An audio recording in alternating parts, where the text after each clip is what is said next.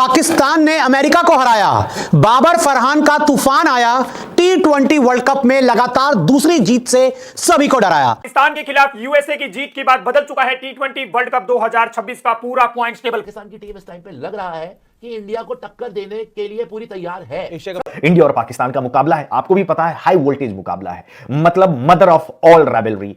India और पाकिस्तान का मुकाबला कितने लोग देखते हैं। और T20 वर्ल्ड कप 2026 के सुपर 8 में बड़ी ही आसानी से पाकिस्तान टीम आई, लेकिन टीम इंडिया अब कैसे होगी क्वालिफाई? इतने रन, इतने विकेट से टीम इंडिया को चाहिए जीत।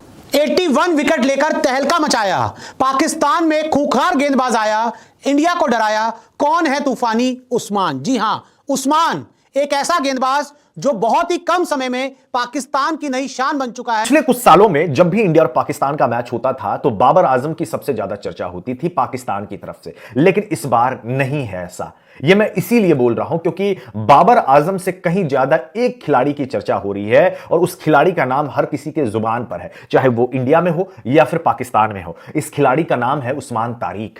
कहा यह जा रहा है कि इंडिया वर्सेस पाकिस्तान के इस मुकाबले में सबसे बड़ा थ्रेट होने वाले हैं, ना सिर्फ इंडिया पाकिस्तान बल्कि पूरे वर्ल्ड कप में उस्मान तारिक पाकिस्तान के लिए सबसे बड़ा मैच विनर बन सकता है। यूएसए के खिलाफ जब उस्मान तारिक ने डेब्यू किया, अपना T20 वर्ल्ड कप डेब्यू, इससे पहले तो खेल ही चुका है, लेकिन जब यह T20 वर्ल्ड कप का अपना पहला मैच यूएसए के अगेंस्ट खेला, 3 विकेट हासिल किया। अब इंडिया और पाकिस्तान का मुकाबला है, आपको भी पता है, हाई वोल्टेज मुकाबला है, मतलब mother of all rivalry. India और पाकिस्तान का मुकाबला कितने लोग देखते हैं और कितना ज्यादा पैसा इस मुकाबले पर लगा हुआ होता है। ब्रॉडकास्टर सबके पैसे लगे हुए होते हैं, आईसीसी रेवेन्यू कमाता है अच्छा खासा, सबको होता है इस मुकाबले से पहले, और इसी वजह से हाई वोल्टेज मुकाबला तो हो ही जाता है। गर्मा गर्मी भी देखने को मिलती है। अब इंडिया और पाकिस्तान के मैच में गर्मा गर्मी ना हो तो फिर मजा ही नहीं आता है। उस्मान तारिक के एक्शन पर लोग बड़ा सवाल कर रहे हैं, जबकि क्लीन एक्शन है। आईसीसी ने अभी तक कुछ ऐसा बोला नहीं है कि भाई आपका एक्शन इलीगल है। हमारे यहां के spinner, one of the greatest spinner R Ashwin ने भी बोला है कि उस्मान तारिक का एक्शन बहुत ज्यादा सही है, कोई इश्यू नहीं है उसके। हमारे यहां के पूर्व अंपायर अनिल चौधरी जी, उन्होंने भी उस्मान तारिक के एक्शन को लीगल बताया है।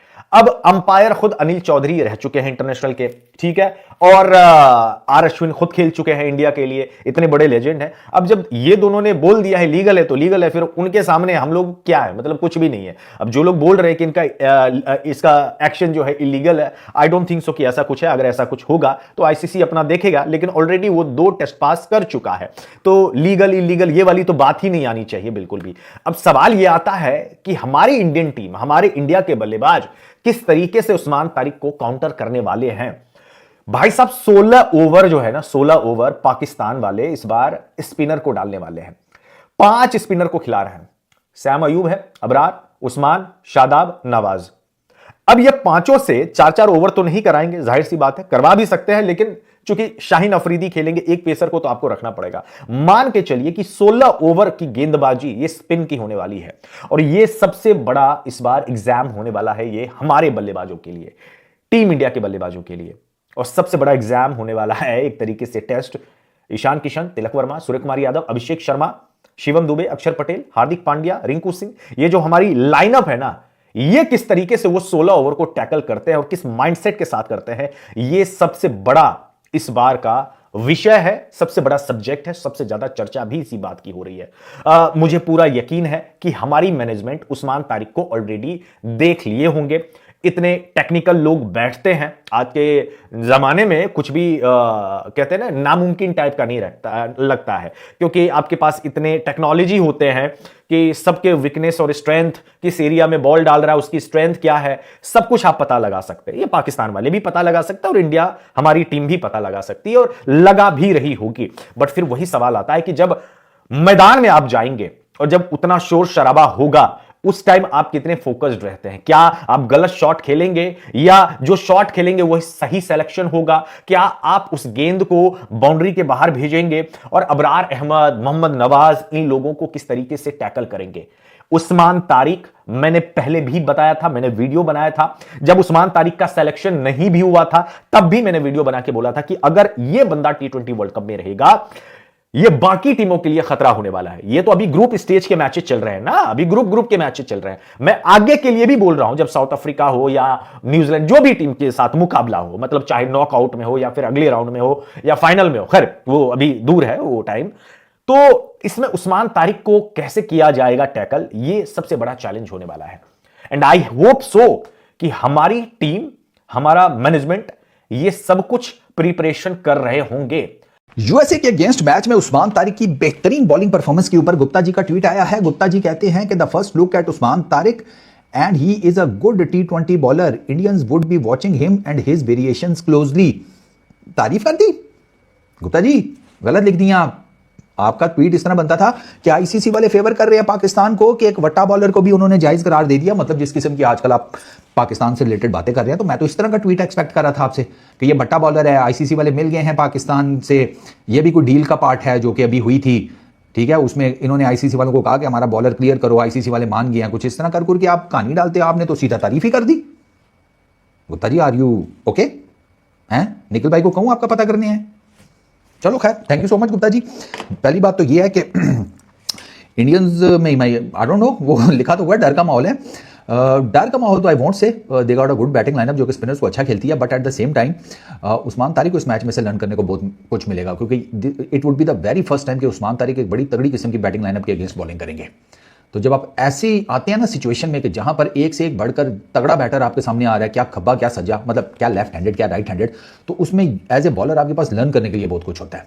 मुझे बिल्कुल हैरानगी नहीं होगी अगर उस्मान तारिक को मार पड़ जाए, ठीक है, लर्निंग कर्व हो जाएगी। और मुझे इस पर भी बिल्कुल हैरानगी नहीं होगी कि अगर उस्मान तारिक ने इंडियन बैटर्स को पकड़ लिया, क्योंकि है बॉलर ये क्वालिटी। अब वो मेरे इंडियन दोस्त मुझे छेड़ते थे कि अरे इसके ड्रीम का क्या होगा फारूक भाई, ये तो गया। मैंने कहा अच्छा बेटा, ड्रीम कम ट्रू हो गया, आ रहे हैं 15 को उस्मान भैया रैम्बो बन के। रैम्बो की खैर पट्टी रेड थी, उस्मान तारिक की जरा थोड़ी कम है, वो ग्रीन स्क्रीन पे आजकल आए हुए है, पीस वाला साइन ना। उस्मान तारिक की बाय द वे 23 इनिंग्स में कंसेक्यूटिव विकेट्स हैं, 23 इनिंग्स में, ठीक है। और वर्ल्ड रिकॉर्ड है लसित मलिंगा का 27 कंसेक्यूटिव इनिंग्स में विकेट्स, यानी कि 27 कंसेक्यूटिव मैचेस में बॉलिंग की और हर जिसे कहते हैं बॉलिंग परफॉर्मेंस में या बॉलिंग स्पेल में विकेट ली है।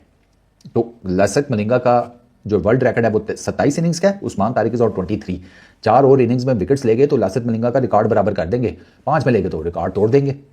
उस्मान तारिक इस लेवल पर आया हुआ है और ही हैज़ बीन बॉलिंग ब्रिलियंटली यार। आप उसका ट्रैक रिकॉर्ड उठाकर देख ले, वो पाकिस्तान के लिए हो गया, वो जिसे कहते हैं सीपीएल में हो गया, वो IL T20 में हो गया। उस्मान तारिक जिधर जा रहा है, इवन PSL में हो गया, वो कहीं पे पिक ही नहीं हो रहा। एक तो कद लंबा, फिर ऊपर से साइड आर्म एक्शन, उस साइड आर्म एक्शन में भी जिसे कहते हैं 4-5 वेरिएशन, उसी से गुगली, उसी से लेग ब्रेक, उसी से जिसे कहते हैं मिस्ट्री बॉल, उसी से कैरम बॉल, उसी से वो लो ट्रेजेक्टरी वाली बॉल, वो सबसे गंदी है।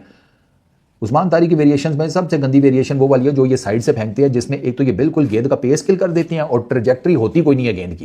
यानी कि गेंद जो है ना, वो ये अगर पिच है ना तो गेंद ना पिच से इतना ऊपर आता है और उसमें पेस बिल्कुल नहीं होती। कैरन पोलार्ड जैसा हाथी जो है वो भी उस गेंद के ऊपर छक्के नहीं मार सका था, क्योंकि उस गेंद को मारने के लिए you need a lot of muscles, ठीक है ना। मुझे कहते हैं ना पूरे ब्रह्मांड की जो आपके अंदर एनर्जी है ना वो घुसे तो आप उसके ऊपर छक्का मार सकते हैं।